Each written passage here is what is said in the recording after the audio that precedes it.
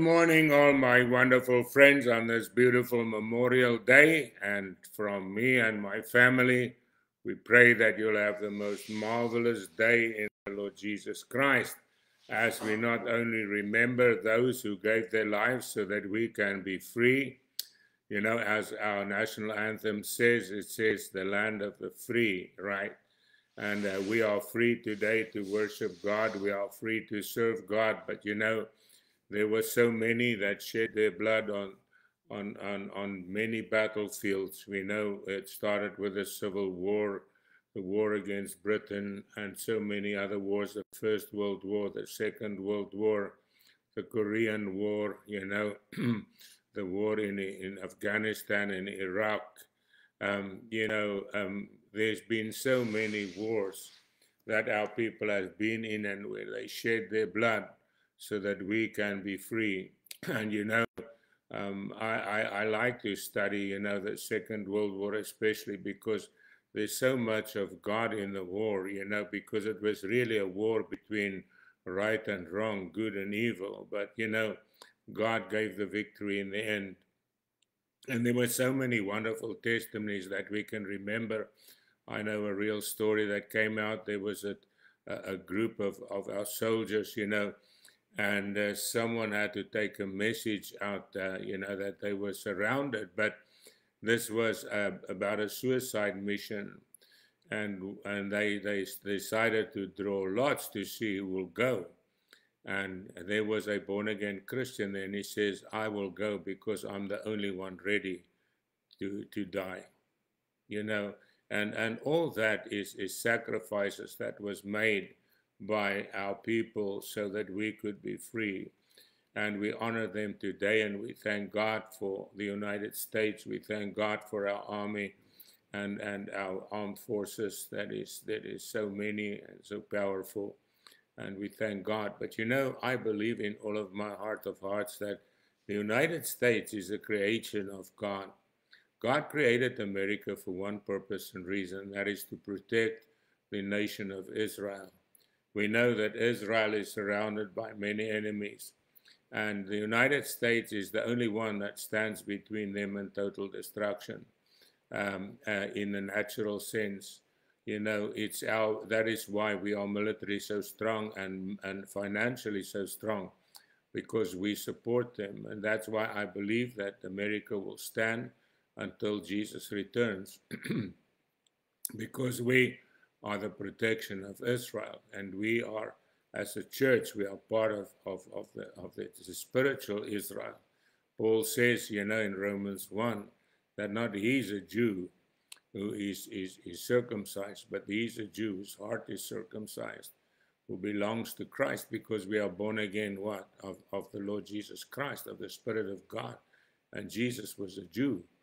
You see, but the name Israelite, it doesn't mean everybody is going to be saved. That is a natural Israelite. It's only those who are born again, who are children of the Spirit.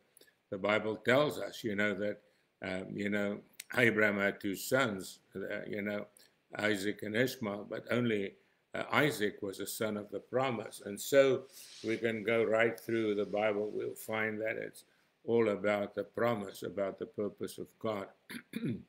And you see, but the greatest of all is, of course, our Lord Jesus Christ. He is the one that came to earth. He didn't have to come. He came because he knew if he didn't come, everybody would be lost. And now we find that Jesus came. He was crucified on the cross of Calvary for our sin. He was found not guilty by the Romans. Both of them, Pilate and Herod, they wanted to release him because they said they found nothing in him that deserved death. But the funny thing is the Jews, the Jewish council. Now that was the religious guys. They asked him, "Are you the Messiah?" And he said, "Yes, I am." And then they said, "Blasphemy," and they condemned him to death for the truth. Isn't it crazy? He was condemned to death for the truth, but why?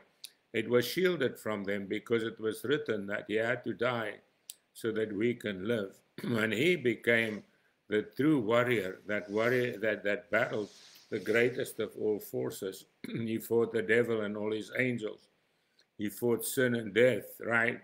And on the cross of Calvary, he overcame sin and death. But you know, he not only died the first death, and that was where his body was separated from his spirit, but the second death is when the human is separated from God forever. And the Bible says the second death will be thrown in the pool of fire, and those that are part of the second death will suffer forever and ever in the pool of fire with the devil and his angels. It wasn't created for man, it was created for the devil and his angels. But those that choose to follow him and reject Christ, that is their end. But you know, but Jesus at the cross, he cried, my God, why have you forsaken me? God forsook him, men forsook him. There he was hanging on that cross all alone. You know, but he knew what it is to be lonely. But you know what? He also knew that through death, he would destroy death. And when he died, it was not the death of defeat. It was the greatest of all victories. When he cried out that the last die, it means it is finished. It was not the cry of someone who says it's over, you know, I'm done. No, it's over. I've conquered. It's a fight, you know, it's a cry of a warrior after he's defeated his enemy, and he stands there bloodied and bruised, but he stands over his enemy and says, I have overcome. And that's what Jesus cried. His body was broken and bloodied, and his body was tormented. There was a hole in his side, in his hands and his feet. His body was broken for us. But you know what? They laid it in the grave, but the grave couldn't keep it, because he went into hell and death and preached the gospel to the captives. To the captives, the Bible said, he led the procession of victory. He took the keys of hell and death from the devil, and he rose again on the third day in a new body, the spirit body. Sin, the flesh, and death was left in the grave, and he rose in complete, total victory in a new spiritual body. But you know why he had to do that? He had to raise the human body from the death so that our human bodies can be redeemed from the power of death. And you see, that's what's waiting for us. And that's why we thank him for what he died. But now we live in the freedom of his resurrection because he rose again from the dead. The Bible says on the third day, right?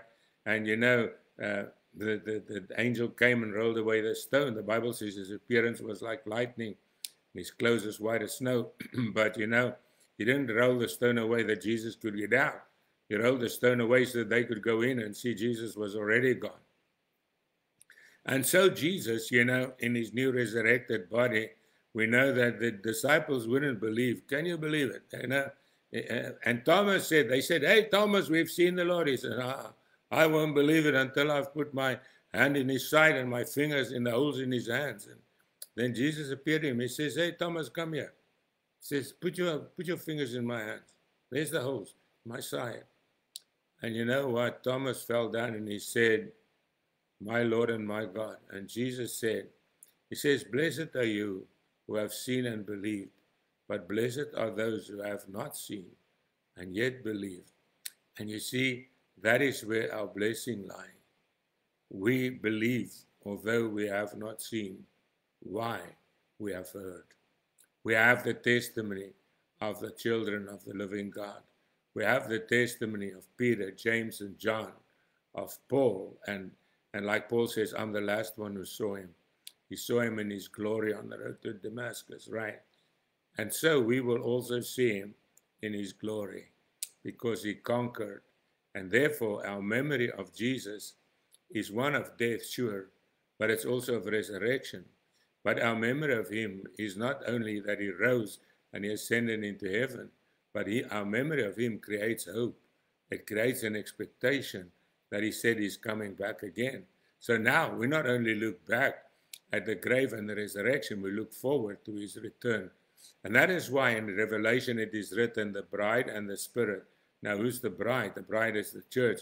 The bride and the spirit says, come, Lord Jesus, come quickly. And Lord, this morning we want to cry out as your church, come quickly, Lord Jesus. Come, Lord, and come and bring, Lord, peace to this world. Lord, just bring direction in the chaos, and above all, let your glory be seen of all, and the power of darkness be destroyed forever, and your majesty and glory be exalted. We pray it in Jesus' name. Amen. Happy Memorial Day. God bless you. Enjoy the barbecue, enjoy the food and fellowship, and have a great and a marvelous day now, Lord Jesus Christ.